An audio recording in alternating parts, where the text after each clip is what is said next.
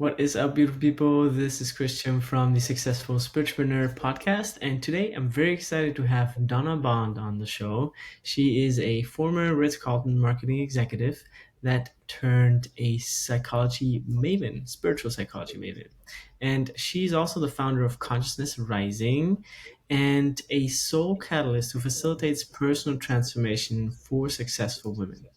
As a creator of the healing modality higher human integration, Donna's highest mission is soul liberation. So helping you awakening to your whole self through soul-led transformation.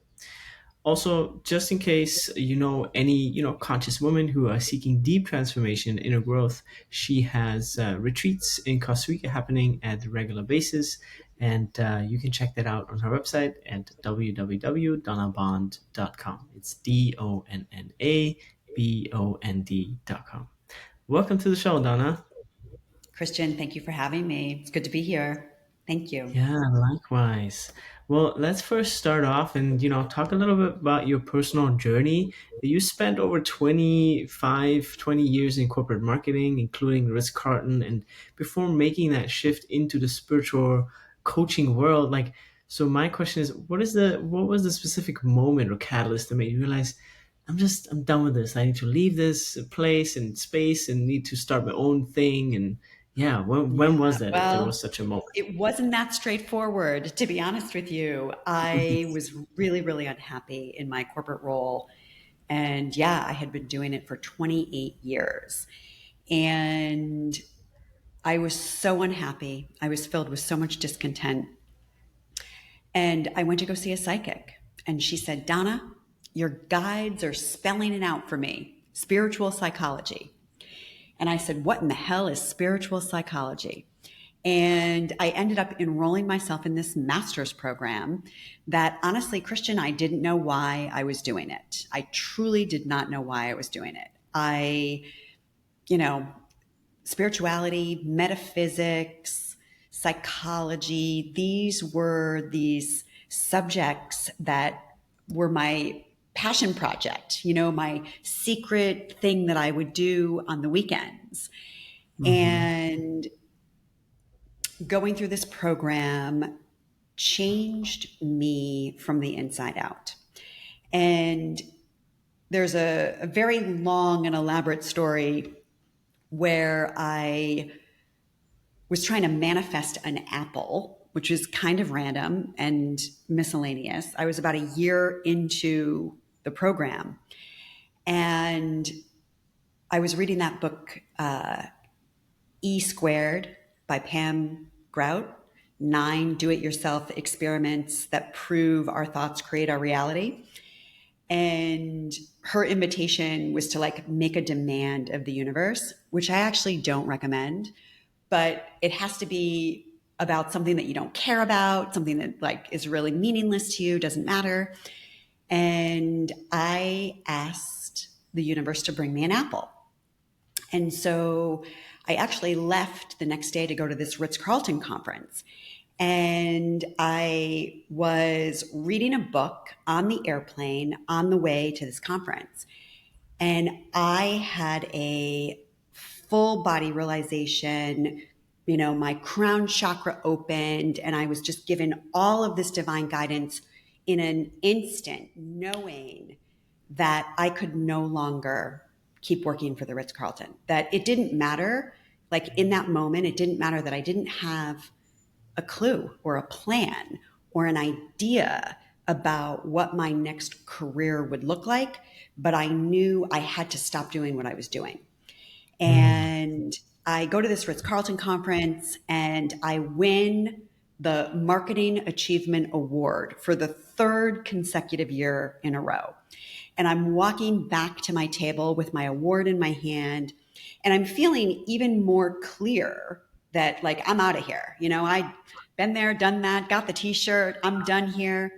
I sit down where they have just served dessert, and there is this massively beautiful, very elaborate apple decadence that has been presented in front of me with green apple sorbet and apple confit. And in typical Ritz-Carlton style, they had provided the menu card. So I think if it weren't for the menu card, I might have missed it. But here was this apple that I had manifested.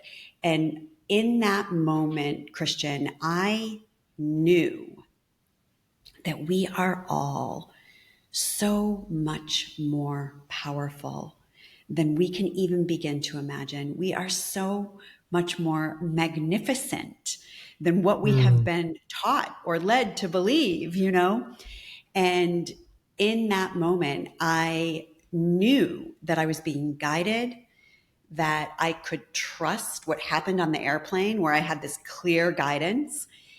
And from then forward, I was really sort of shown that I would become a spiritual coach. And that was Mm. also something that was quite by accident, because when I was in the corporate arena, I, had a big job with a big division. I had 60 people in my division that were ultimately reporting to me. And the idea of sitting heart to heart, one to one person at a time seemed impossible to me. And it also seemed impossible to me that there was any earning potential in it for me. And, I like money and I need to make a lot of money. So that was also a journey of becoming a spiritualpreneur.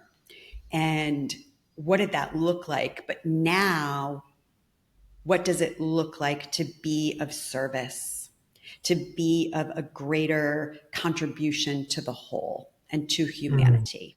And that's really like a big missing link, I think, that for me was a big bridge, leaving the time is money framework and moving into an understanding of a service mentality and making a bigger contribution.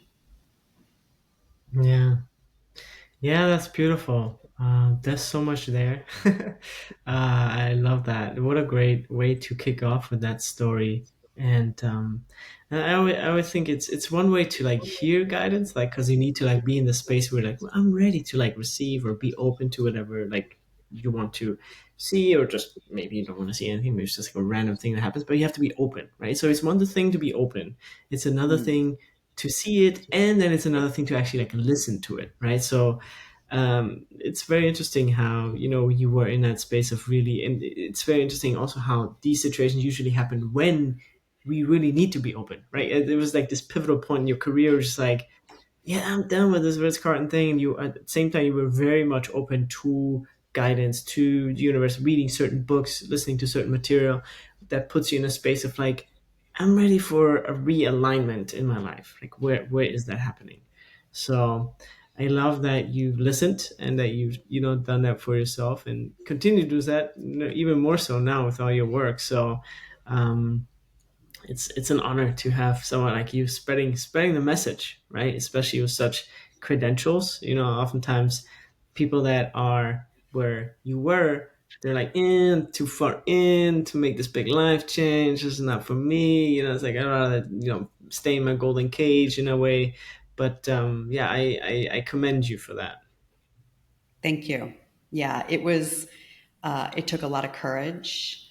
Um, and, to your point about seeing the guidance, being open to it, listening, and then actually taking action around it. I'm kind of thick-headed. I'm Italian American, grew up with Italian parents, grandparents on both sides. And so I have needed like poster board sized announcements to hit me in the head sometimes, to like wake me up and get my attention. And that's actually sort of a request that I ask of my guides and my spirit team and the universe, is like, please show me in a way that I cannot miss. You know what I mean? So I just share this with your listeners because it's we have to ask for what we want and what we need.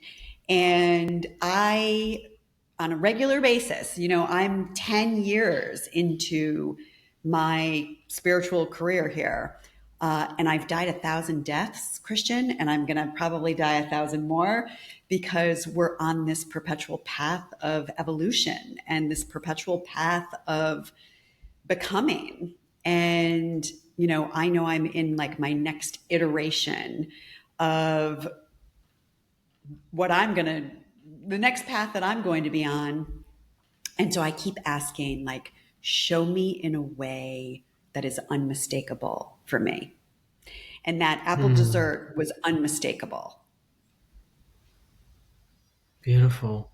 And so, in your current business as a spiritual coach, what what products and services do you offer? Like, I always like to, give people kind of like a little bit of like behind the scenes look of, because ultimately the vision of this podcast is to get other people inspired and motivated to start their own business, their own vision, like live your own dharma, right? Because there's so many people who still think they need to work for someone else to make money, whereas everyone can work for themselves, obviously serving others, and enjoy that maybe more. So the question, what kind of like products and services do you offer currently in your business? Yeah. So I offer private coaching journeys. I offer online classes. Some of those classes I teach live. Some of them are pre-recorded. You can go to my website and find your way to my online classes, and there's all sorts of different opportunities, different interests for people. I have a monthly membership where I come together live with my community. And that is very spirit directed. I just sort of listen to what it is the community needs. And the community benefits from me doing my own work. And I never stop doing my own work. So they get to be the recipients of all of the things that I'm teaching myself. And then I also facilitate retreats and offer retreats. So those are sort of the big categories of what I do. But I want to just speak a little bit about coaching. And there's coaching and there's the business of coaching. And Hmm. these are two very important distinctions that I think sometimes people who fall into the spiritual spaces overlook that there's coaching and the business of coaching. And so Hmm. I just want to give a shout out to the business model called The Prosperous Coach by Steve Chandler and Rich Litvin. And these two coaches, Steve Chandler was really known as the godfather of coaching. And that business model is all about conversation. And I know in today's day and time, everybody wants to be online and we want to have all these digital spaces. And I spent the last year building out my digital spaces. And I took my eye off of having one-to-one conversations. And the truth is, my business has suffered from it. And I'm in a place right now in full transparency where I'm going back to the beginning and back to complimentary coaching conversations, because that is how, we can talk about coaching till the cows come home, but when people sit with me and have an experience with me and understand the Hmm. way that my gifts work through me from my soul talking to your soul, that's why I call myself a soul catalyst. Magic happens. And that has been such a successful model. And Hmm. that is really how I built my business, how I built my community. And, 10 years in, I would go back to that and point to that again and say, if you really want to make money, you have to learn how to enroll clients, and you have to learn how to have these open-hearted conversations where you have no attachment. Yeah, yeah, I agree. It's all about that connection that sometimes is just tricky to convey when it's a group thing, right? Because you're so much deeper with people on one level when you just are with them, when you hear their thoughts, when you listen to them. It's just harder to do that in a group or online, setting. So yeah, one-on-one definitely, is the deeper way, right? Especially for us, spiritual entrepreneurs. Like, we have so many layers and gifts that come when we talk about anything specific, right? And it's obviously much more deeper if we can talk about something specific about a person, right? Then we can like draw all our, you know knowledge and wisdom just for that, not for like, oh, I'm talking to 10 people and like, yeah, today this is kind of like this thing we're trying to heal, and everybody's like, so yeah, I totally get that. So that's beautiful that you're finding your way back to that. I think the only thing valuable I might add is, can you find a way to make that wider accessible somehow, right? I think social media For is kind sure. of that. It's like a 10% slice, or a 1% slice maybe, of what you can offer and give people, right? And for people to being able to understand your essence from social media, and then being curious and reaching out, is that that transition, I think, is the trickiest part to master. Like, I've seen that with my wife. She's a teacher about A Course in Miracles, which you might know. It's kind of like this Very blue well. book that teaches It's about behind me. non-duality. Beautiful. Yeah, so she runs two very big Instagram accounts, one in English, one in Spanish, because she's bilingual. And I mean, she's been doing that for 8 years. Never really, made a lot of money. She doesn't have that business background. She was an actor before, and this is like, this is a different skill set, right? So once I, came into her life, I helped a little bit more like structure things differently, and how things kind of need to be presented and worked from, to get an audience that is very, I would say, uninterested on social media, because they see 1,000 things of something spiritual every day, to like, I'm gonna follow this account, and from I follow this account to I actually want to know more, and then from want to know more, I'm actually gonna book a trial session. Like, this is kind of like the ladder or the funnel, whatever you want to call it. Um, that is, yeah, just something to be, yeah, played with, mastered with, however you want to call it. But it's been a long journey for her too, so I get that. And Yeah, yeah, I mean, I really appreciate what you're sharing, and that's so accurate. And yeah, it's interesting. What happens with me is I have so much power, like so much energy comes through me.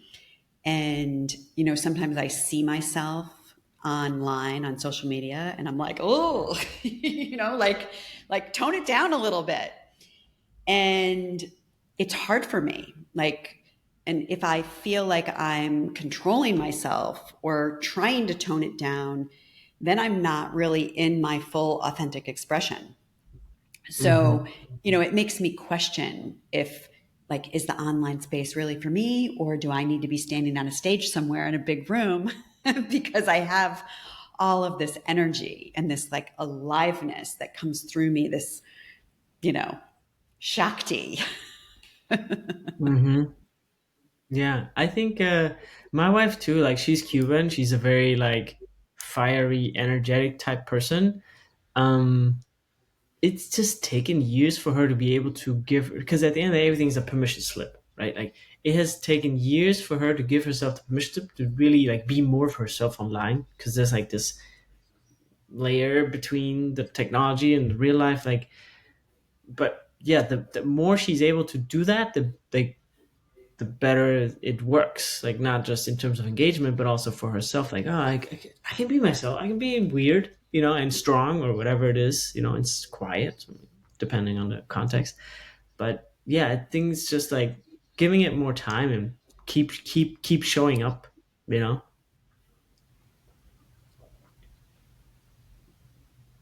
Yeah, beautiful.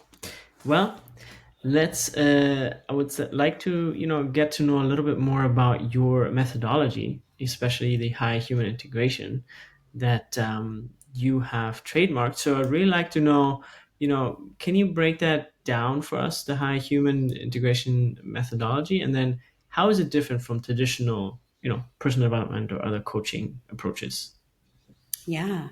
So, higher human integration is the full embodiment of both our higher self and our human self. And, at face value, we don't really think about that, like that there's these unique expressions between our human self and our higher self. And really, what we're talking about is the framework of the ego.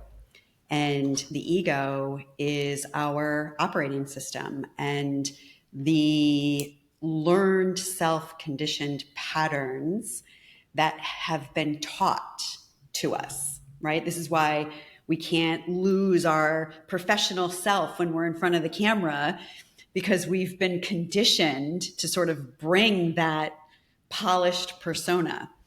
So, higher human integration is a deep dive into the 4 different levels of our consciousness so that we can begin to really understand at the deepest level, mentally, emotionally, physically, and then spiritually, how we are interpreting, understanding, and relating to life.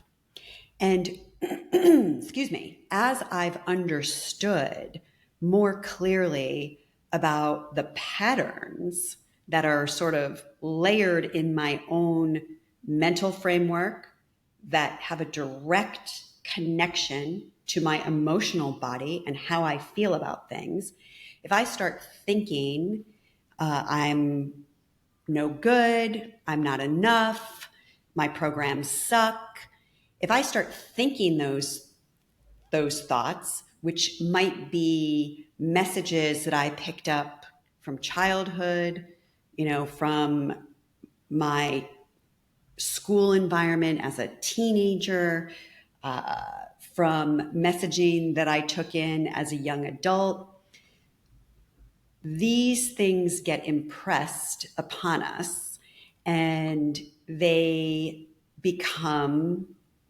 habitual. They become the lens that we see life through. And when I have thoughts like that continue on a regular basis, those are going to lead to feelings of disparagement, depression, unhappiness, right? There's like a whole slew of what we would maybe say unfavorable emotions or negative emotions that then are interfering with the quality of the life that I'm able to experience. So in higher human integration, we take a very close look at what is going on in each of these levels of our consciousness. And spiritual psychology, which was innovated and pioneered through Drs. Ron and Mary Holnick at the University of Santa Monica, which is where I earned my master's degree in spiritual psychology with an emphasis in consciousness, health, and healing. Spiritual psychology teaches us that everything that's happening, and I'm from Connecticut originally, so I like to say the good, the bad, the ugly, and the super wicked ugly. Like no matter what is happening in our life, all of it is giving us an opportunity to grow and learn and evolve.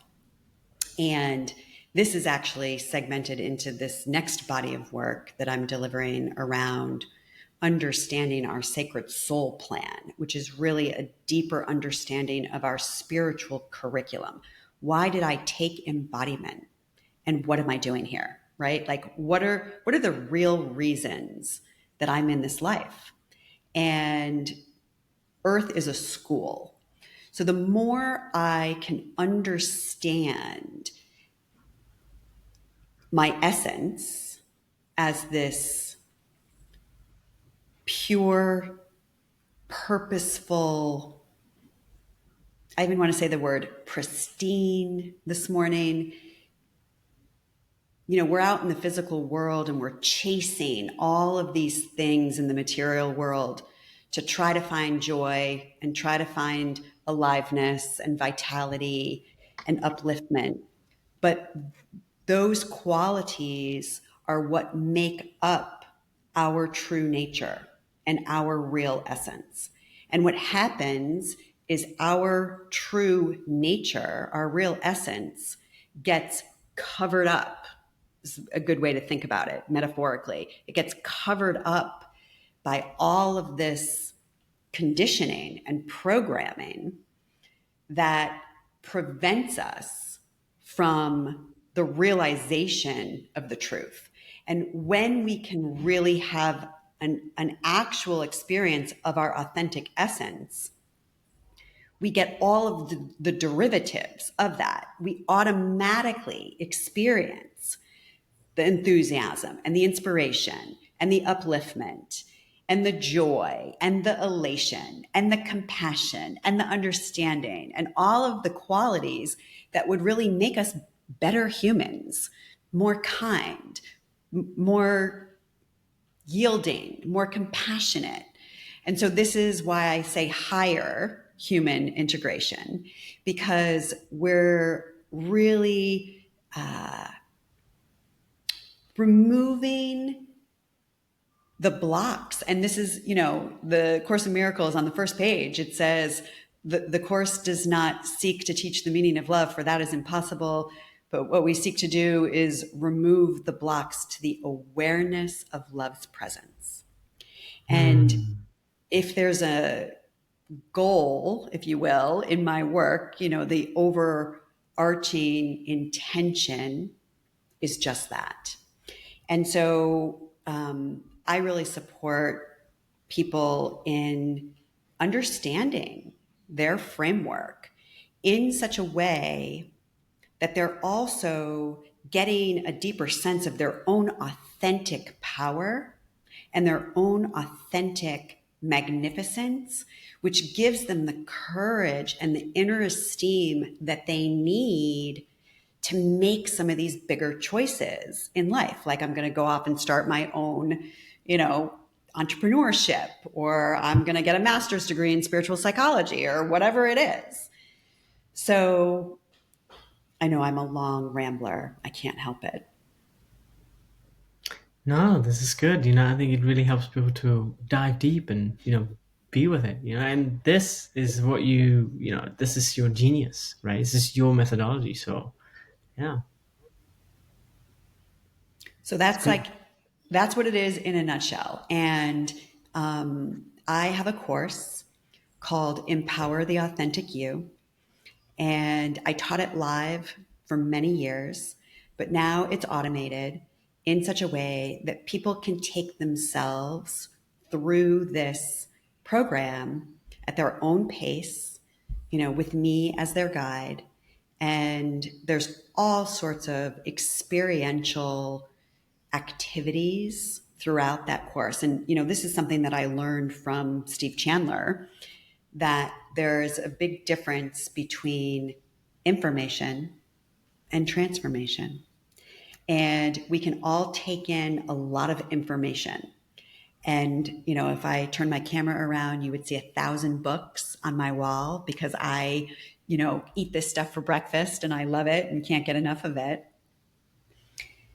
But who cares, right? If it's all up in my head, then it's not embodied in my life and in my experience in a way that I truly understand it at the deepest level.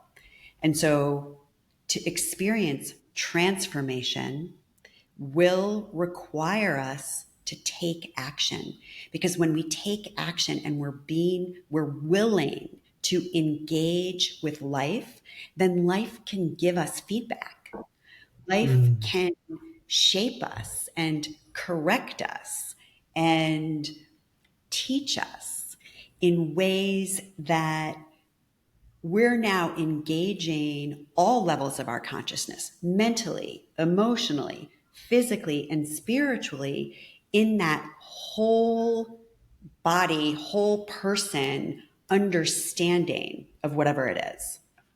So, like, we can't just Mm. take the class and show up and watch the thing. We got to do the activity, and this is in the coaching experience that I guide people through. We do the work.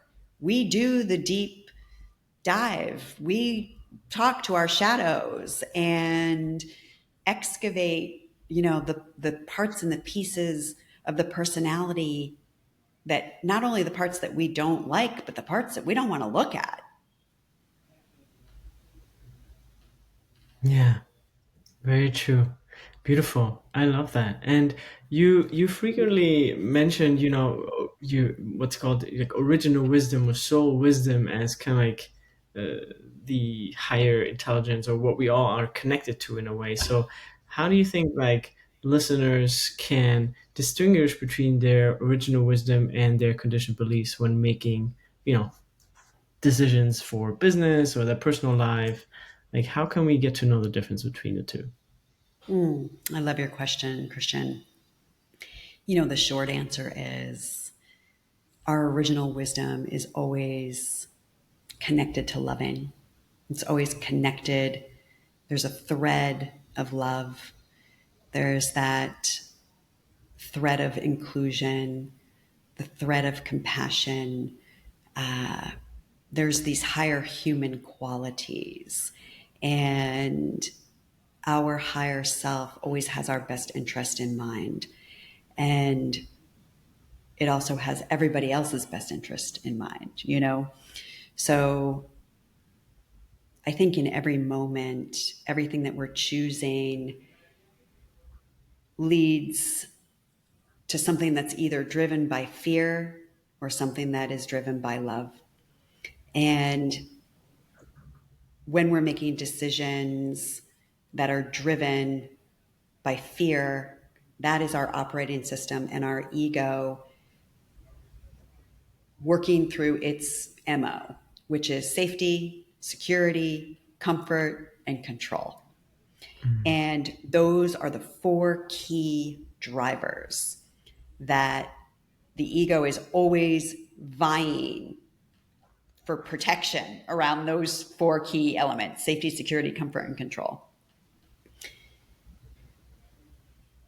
One of the other very important parts to this, and this is not our culture or our society or how any of us have been brought up, and it's not how any of us live, but we absolutely must slow down. And we absolutely must bring our attention inward. And when we can quiet our minds enough to get the ego to relax, this higher wisdom naturally bubbles up and comes forward. But, everybody wants it now, and they're going and they're doing and they're driving and they're pushing and they need it now. And so how come my intuition isn't working? Well, maybe that's why. Yeah. Yeah, that's one thing too. I love tea. Tea? I'm putting on my air Yeah. conditioning. I'm so sorry. I was like, I thought she's pointing to something, but no, you're fine. Okay, good. Um, yeah, I love tea because it brings that into my life. It's like Mm. slowing down, making it a ritual. Just like because life is so busy in the US, you're just like constantly running and like, oh, gotta make the next dollar. You're like, funny country. Um, and it's like, yeah, no wonder people they don't have capacity, they don't have space. Like even like other parents, like I text people, hey, do you want to do a play date? It's like, maybe the weekend, it's like, what's happening after school from 5 to 8? Nothing. Netflix probably. Like let's hang out. It's like people just don't have the capacity to even like spend time or it's yeah, it's very interesting, the culture here that leaves very little space for tuning in, slowing down, getting into alignment, right? Yes. So fascinating culture here in America. I just Yeah. came back also from a month-long trip in Japan. you know it's a different, yeah, they work a lot too, but after work they are out, they're out in bars, and I mean drink, not that everyone needs to drink, but like have fun and live a life. Here it's tough. People are, there's a lot of pressure in this country, very interesting. So Yes. I Yeah. think if you're able to make space a priority, and it doesn't have to be much, just like 10 minutes in the morning, 10 minutes at night. That's all it is, and that's fine. But like even that, people don't get to, you know? Yes. So, And, so many of the corporate executives that I coach, they're like, don't talk to me about meditation. Nobody's got time for that. And by the time you complete a journey with me, chances are you have some sort of a practice because I am incredibly devoted to my practice, which I was tricked into a meditation practice early on back in 2014. When my whole journey began, I had a frozen shoulder. And the only way that I could get out of pain was to be still. And so I went to the Chopra Center in Carlsbad, California, and I took this class called Rest and Restore. And it was there I learned about transcendental meditation and began my journey into meditation. And, my husband will tell you, like, nothing happens in this house until I have my practice, until I am with the universe. Actually, you can see behind me, I built myself a temple here in Costa Rica wow, because I am so serious about my so practice. beautiful. And, uh, the truth is, I could not do this work without my practice because my practice is how I sort of plug in and tune in and bring Mm, in everything that wants yeah, to be expressed through me. So, yeah, I love that we're like talking about this. And um,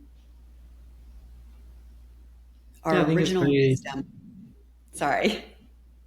yeah, I think it's very, I mean, you could do it without it, right? But not for long. Because at some point you need to recharge, you need to purify, you need to like take a step back, right? So it's just, again, having that practice, having a ritual, having, a discipline of stepping back, disattachment, recharging, letting the mud settle, so to say, is very, it's crucial, especially in the field of spiritual work.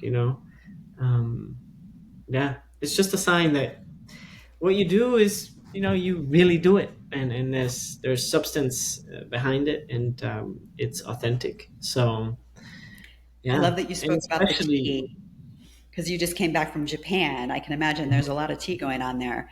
I'm Mhm. a guide for the Gene Keys. And so I'm a big fan of Richard Rudd, and he loves tea. And he wrote a book called The Art of Contemplation. Mm. And it's exactly about this. And the Gene Keys has a great app, actually, that has an alarm on it to remind us to pause throughout the day. And so that is a tool that I use to support myself through my busy workday.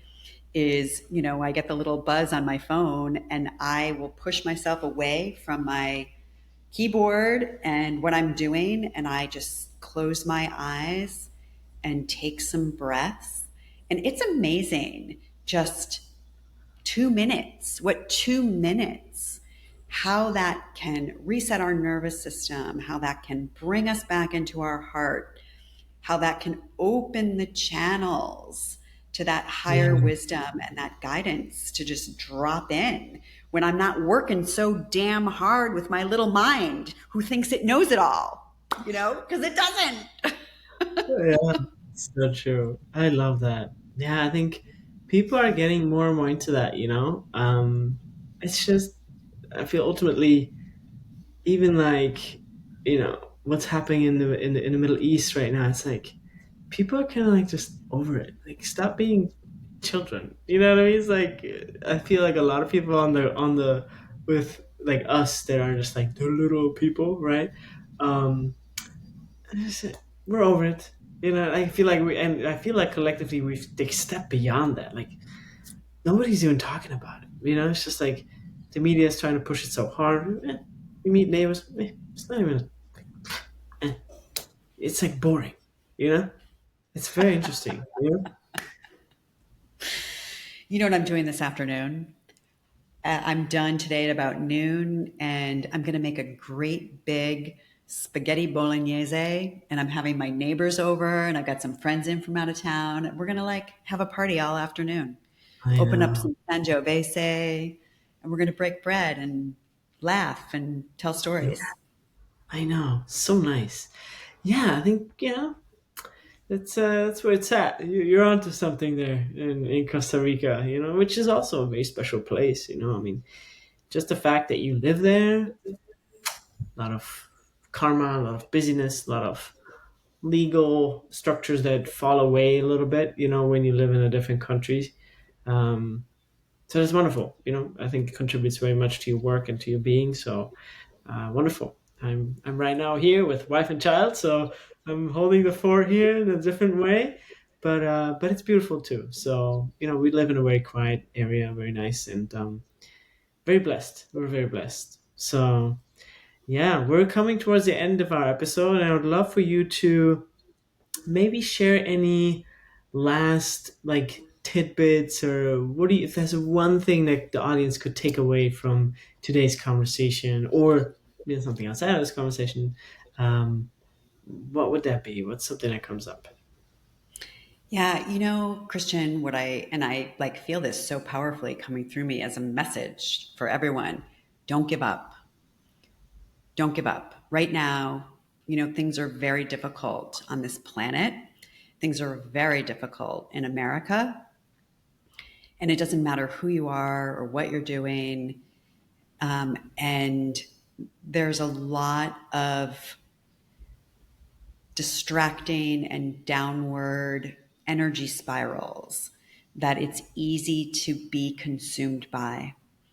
And if you feel yourself in that downward spiral and in that desperation, go outside, take your shoes off, put your feet on the earth, go wrap your arms around a tree, breathe deeply, get out of your head, get into your body, and in your cellular tissue,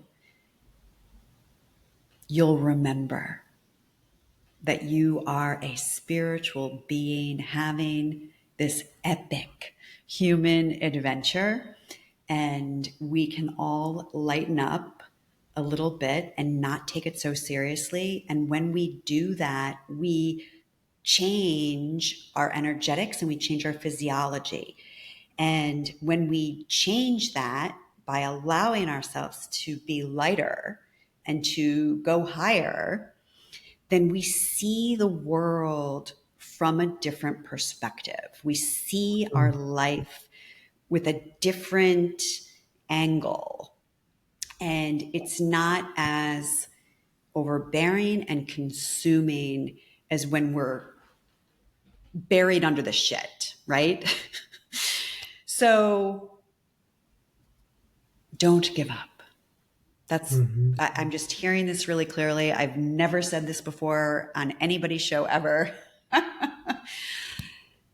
Yeah. Beautiful. Well, thank you so much for blessing us and the listeners with your wisdom, your heart, your knowledge. It's always an honor to have someone on that carries such depth and wisdom and shares it with us, And for us, it's an honor to, share the message and get it out to the world to be a beacon of light for anyone else that, needs it.